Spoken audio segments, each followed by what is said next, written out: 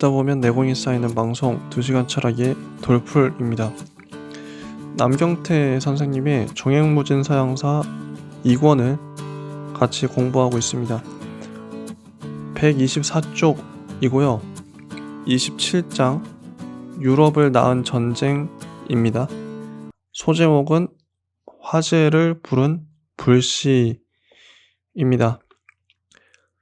전형적인 절충과 타협이었던 1555년에 아우크스부르크 화의가 바로 그랬다. 가장 큰 불씨는 바로 루터파에 한해서만 신앙의 자유를 허용했다는 점이다. 성서로 돌아가자는 신교파의 호소가 먹힌 데는 교회의 타락이 큰 원인이었다. 하지만 그렇다고 해도 그들의 주장대로 교회의 종교의식을 폐지한다면 가톨릭은 정체성을 잃게 될 게 뻔했다. 자칫하면 교회의 조직과 사제도 성서에 나오지 않으니 없애야 한다고 할지 몰랐다. 그래서 가톨릭 측은 트리엔트 공의회를 열어 기본 교리부터 점검하기로 했다. 우선 인간은 신의 뜻에 복종하기만 하는 존재가 아니라 나름대로 자유의지를 가지는 존재로 규정되었다. 즉 신은 인간에게 자유의지를 부여했다. 또한 신교 측의 주장을 카톨릭 방식으로 소화해 성직 매매를 금지하고 성직자의 자질 향상을 모색하기로 했다. 그러나 그러면서도 가톨릭이 존립하는 기반을 약화시키면 안 되었으므로 성서와 신앙만이 아니라 교회와 교회 의식도 여전히 중요하다고 결정했다. 더 중요한 개혁은 수도회에서 나왔다. 전통적인 프란체스코 회와 도미니쿠스 회도 활동을 재개했지만 그보다 큰 힘은 예수회였다. 1534년 에스파냐의 로욜라가 교황의 승인을 얻어 출범시킨 예수회는 군대식 복종과 규율로 무장하고 가톨릭 부흥에 앞장섰다. 특히 예수회의 수도사들은 북독일 군주들의 개종으로 혼란 상태에 빠져있던 남독일 군주들과 폴란드를 가톨릭으로 복귀시키는 개가를 올렸다. 그러나 가톨릭의 종교개혁은 신교 측으로서는 반종교개혁인 셈이었다. 더구나 배타적 성격으로 말한다면 신교 역시 가톨릭에 못지않았다. 그나마 루터파는 공인을 받았으므로 다소 갈등이 해소되었으나 진짜 큰 문제는 칼뱅주의였다. 16세기 중반에는 이미 독일 인구의 90%가 신교도였고 그중 상당수는 칼뱅파였다. 그러자 루터파의 회의를 품은 신교 영방 군주들도 대안으로 칼뱅주의를 택했다. 그러나 칼뱅주의는 아직 공인되지 않은 신앙이었다.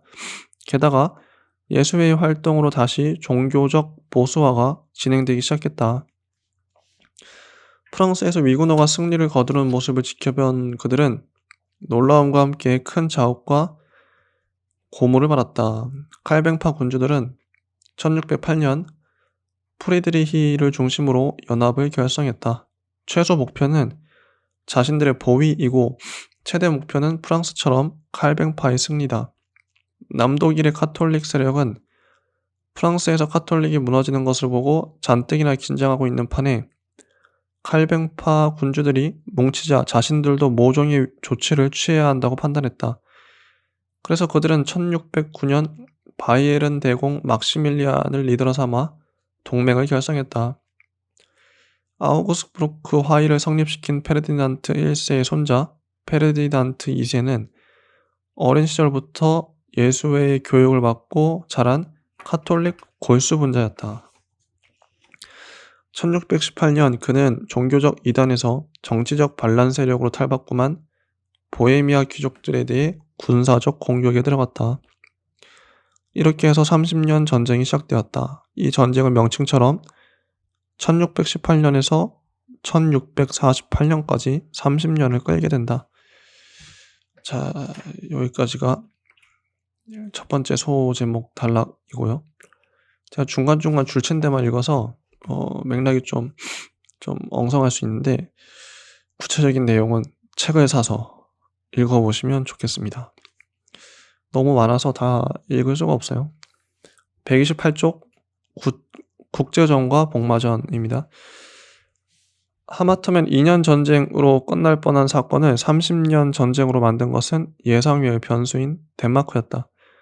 덴마크의 올덴부르크 왕조는 이미 루터의 종교개혁 초기에 국내에 가톨릭 세력을 물리치고 1537년부터 루터파를 승인했다. 특히 크리스티안 4세는 왕권 강화와 더불어 중상주의 정책으로 국력을 크게 키웠으며 종교적 열망이 못지않게 정치적 야심도 큰 인물이었다. 1625년 그는 그 열망과 야심을 충족시키기 위해 북독일로 쳐들어왔다. 이렇게 해서 2라운드가 벌어지게 되었는데 전쟁의 성격도 종전과는 달라졌다. 이제 종교적 색채는 거의 탈색되고 국제 정치적 맥락이 전쟁의 중심에 놓였다. 30년 전쟁의 1라운드가 마지막 종교 전쟁이라면 2라운드부터는 영토 확장을 목적으로 하는 본격적인 근대 전쟁의 양상을 띠게 된 것이다. 이 점을 증명이라도 하듯 1621년부터는 네덜란드가 완전 독립을 이루기 위해 에스파냐와 전쟁을 시작했다. 덴마크마저 무너지자 독일의 신교파는 종교개혁 이래 최대의 위기에 봉착했다. 때를 놓치지 않고 가톨릭 세력이 최후 공세에 나섰더라면 칼뱅파는 물론 루터파까지 몰락했을지도 모른다. 하지만 북유럽에는 덴마크만 있는 게 아니었다. 스웨덴은 16세기 초 덴마크의 합병 위협을 벗어난 뒤 곧바로 중앙 집권화의 성공에 서유럽 무대에 등장하길 꿈꾸고 있었다. 크리스티안이 데뷔에 실패한 것을 본 스웨덴 왕 구스타프 2세는 1630년 스칸디나비아의 두 번째 주자로 독일을 침략했다. 그는 신교의 보호를 참전의 명분으로 내세웠으나 실은 페르디난트의 세력이 자신의 텃밭인 발트해까지 미치게 되지 않을까 우려하고 있었다. 이렇게 전쟁 후반에는 처음에 전쟁을 유발한 종교가 뒷전으로 물러나고 각국의 현실적인 이해관계만이 전쟁을 이끌어 나가는 힘이 되었다. 스웨덴은 이겼으나 구스타프가 전사했고 제국은 패했으나 발렌슈타인이 살아남았다. 전투에서 이긴 스웨덴은 오히려 주춤하고 발렌슈타인은 다시 군대를 재건했다. 전세는 오히려 제국 측에 유리하게 돌아갔다. 그러나 이미 강적을 물리쳤다고 생각한 페르디난트는 또다시 발렌슈타인을 파면했는데 이번에는 돌아올 수 없었다. 발렌슈타인이 암살당했기 때문이다.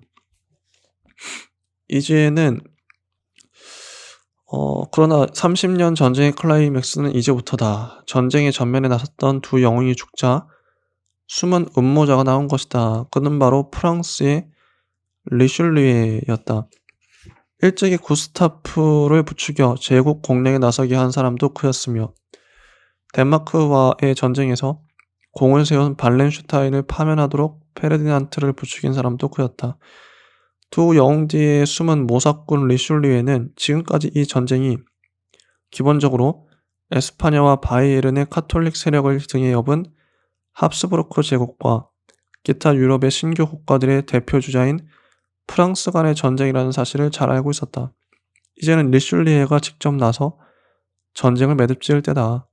1635년 프랑스군이 제국인 텃밭 남독일을 침략하면서 전쟁은 막바지로 접어들었다. 다음 소제목 133쪽에 사라진 것과 생겨난 것입니다. 한 명의 귀재가 두 명의 영웅을 조종한 30년 전쟁은 1648년 베스트팔렌 조약으로 끝났다. 종교 문제가 전쟁의 계기였지만 30년 전쟁은 과거의 종교 분쟁과 달랐다. 무엇보다 교황이 전혀 개입하지 못했다는 점이 중요한 차이다. 유럽 각국은 각자 자신의 이해관계에 따라 새로운 국제 질서를 정립하고자 했다. 이 전쟁은 서양의 근현대사를 특징짓는 전쟁을 통한 갈등 해결의 출발점을 이룬다.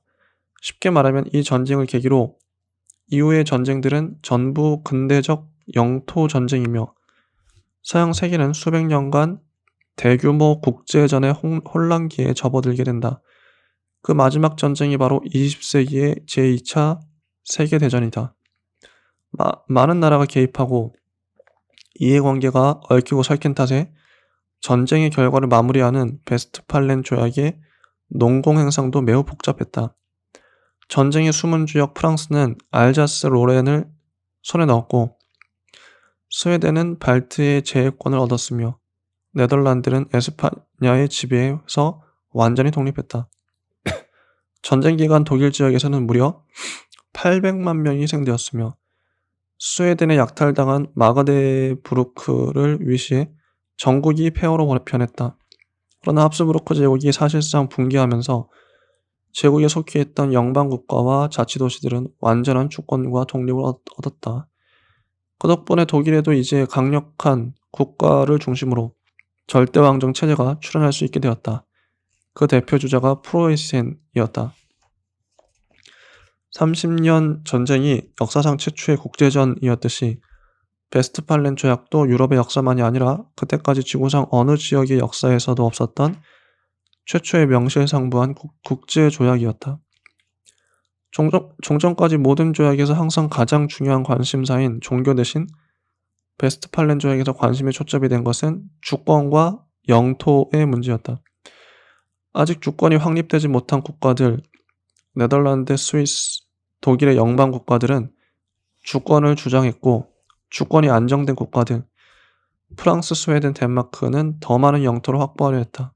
이제부터는 주권과 영토가 본격적인 쟁점으로 부각되는 시대였다. 바야흐로 유럽 세계는 근대로 접어든 것이다. 자, 138쪽 정치와 종교의 도가니입니다. 에스파냐 무적 함대의 격파로 영국을 새로운 해상 강국으로 만들고 셰익스피어로 대표되는 영국 르네상스를 지원한 엘리자베스 1세가 45년을 제외한 끝에 1603년 70살의 나이로 죽자 튜더 왕조는 대가 끊겼다. 의회는 다시 후계 문제로 골머리를 앓아야 했다.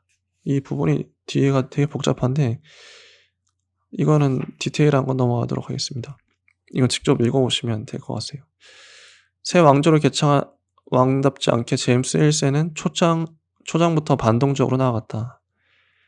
게다가 제임스의 결정적 실책은 수구적 신교 박해였다. 칼뱅주의는 영국에도 널리 퍼졌다. 특히 영국의 칼뱅 교도들은 이름부터 청교도라고 부를 만큼 더 철저하고 근본적인 교회 개혁과 성서 중심주의를 내세웠다. 제임스는 영국적 카톨릭에 해당하는 국교회를 강화하는 한편 청교도에 대한 강력한 탄압에 나섰다. 그의 탄압에 시달린 청교도들 중에는 프랑스에서 위그노들이 그랬듯이 국외로 정교적 망명까지 하는 사람들도 있었다. 그 덕분에 얼마 뒤인 1620년에는 102명의 청교도들을 태운 메이플라워호가 북아메리카의 뉴 잉글랜드에 도착해 오늘날 미국의 기원을 이루게 되지만 등 떠밀려 먼 타향으로 간 그들이나 국내에 남은 청교도들이나 고통스러운 삶을 산 것은 마찬가지였다.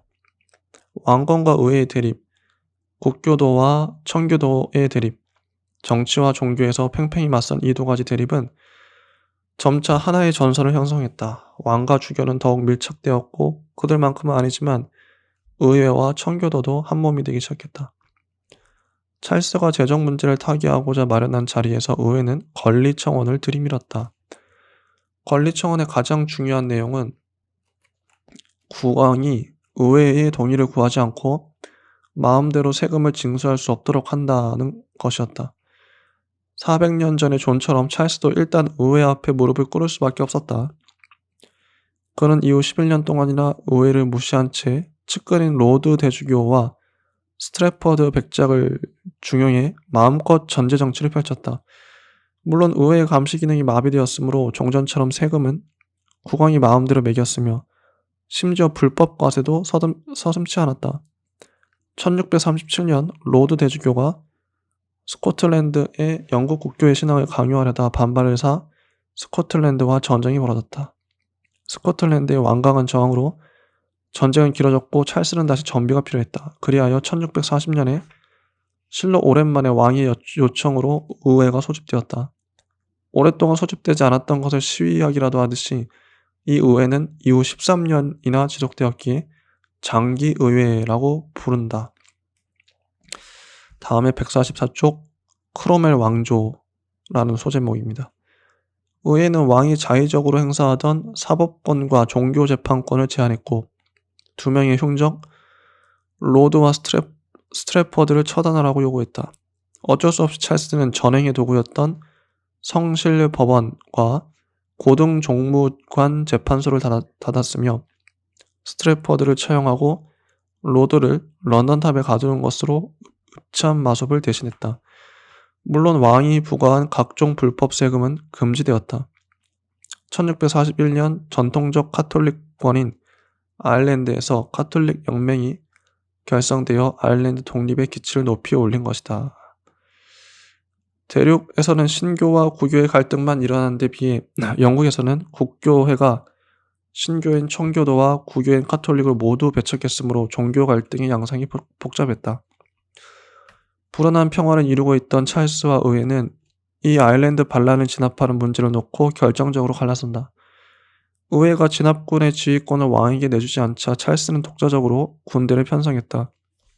이제 국왕과 의회가 별도의 군대를 거느렸으니 군사적 충돌은 필연적이었다. 양측은 1642년부터 충돌의 계기가 된 아일랜드 문제를 아랑곳하지 않고 즉각 서로를 상대로 삼아 전쟁에 들어갔다. 이것을 청교도 혁명이라 부르는데 실상 혁명이라기보다 내전이었다. 대륙에서 30년 전쟁이 막바지 이를 무렵부터 영국은 격렬한 내전의 소용돌이에 휩싸였다. 의회파에는 크로멜이라는 인물이 혜성같이 등장했다. 의회 의원이었던 그는 동부에서 청교도들을 모아 강력한 철기군을 조직하고 1644년부터 착실히 전세를 역전시키기 시작했다. 이들이 승리하지 않았다면 청교도 혁명이란 이름도 없었을 것이다. 1648년 크로멜은 찰스를 포로로 잡았고 이듬해에는 그를 처형해버렸다. 이제까지 유럽 역사에서 국왕이 암살된 경우는 있었어도 혁명 세력에게 공개적으로 처형된 경우는 없었다. 그만큼 혁명의 강도는 유례없는 것이었다. 누가 왕이 되었을까? 바로 혁명의 지도자인 크롬웰이었다. 그는 1653년 군대를 동원해 무력으로 의회를 해산하고 스스로 호국경이라는 지위에 올라 국정을 맡았는데 사실상 왕이나 다름없는 존재였다. 개인적으로는 독실한 칼뱅주의 청교도였던 크로멜은 청교도 이념에 입각한 정치를 펼쳤다. 이런 경우 대개는 건전하고 검소한 생활을 엄격하게 강조하는 한편 거기에 어긋나는 요소는 일체 용납하지 않는 방향으로 나아가게 된다. 일종의 문화 독재라고 볼 수 있다. 그는 음주와 도박을 금지하는 등 국민 생활을 철저하게 압박하는 공포 정치로 일관했다. 거기까지는 괜찮았으나 아일랜드의 가톨릭을 학살과 토지 몰수 등 군합발로 철저히 짓밟은 것은 두고두고 분쟁의 불씨가 되었다. 크로멜의 저주라는 말로 아일랜드인의 뇌리에 깊이 각인된 그 만행은 20세기 북아일랜드 독립운동에까지 이어지게 된다. 크로멜 왕조는 오래가지 못했다. 그의 아들 리처드는 아버지의 지위만 물려받았을 뿐 카리스마까지는 받지는 못했으며 국민들은 벌써 공포정치에 신물이 나 있었다. 결국 그는 8개월 만에 자진사퇴 형식으로 물러났고 다시 럼프 의회가 소집되어 찰스 1세의 아들을 왕으로 옹립했다. 자, 148쪽 근대의 문턱에 들다. 찰스는 국교회를 강화하기 위해 종교적으로 신교보다 더 가까운 카톨릭을 중흥시켰고 그 일환으로 프랑스의 루이 14세와도 친교를 맺었다. 또 의회는 최초로 여당과 야당의 구분이 생겨났다. 이것은 근대식 정당 제도로 향하는 중요한 길목을 이룬다. 찰스 1세의 둘째 아들로 왕위를 계승한 제임스 2세는 불과 3년의 재기간에 비해 역사적 업적을 남겼다. 바로 명예혁명이다. 물론 그가 의도한 혁명은 결코 아니다. 1689년 1월 의회는 영국 왕위가 공석이 되었음을 공식적으로 선언하고 빌렘과 그의 아내인 메리를 새 왕으로 옹립했다. 영국의 왕이 되었으니 이름도 영국식으로 표기해야 한다.